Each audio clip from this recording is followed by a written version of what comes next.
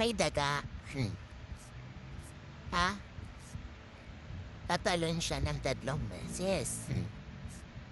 1, 2, 3. Nakita mo? Hindi. Nakita. Ulit. Baka mo na yung sombrero. Sombrero, alam mo, digayan. Kaya nga, nakasombrero kasi siya. Tatalon ulit siya. 1, 2, 3. Nakita mo? Hindi. Hindi mo pa naman tumatarin. Meron. Baka kaming jacket. Gawit pa. 1, 2, 3. Kita mo? Naman daga. Baka yung sapatos. Tatalon ulit. 1, 2, 3. Ha?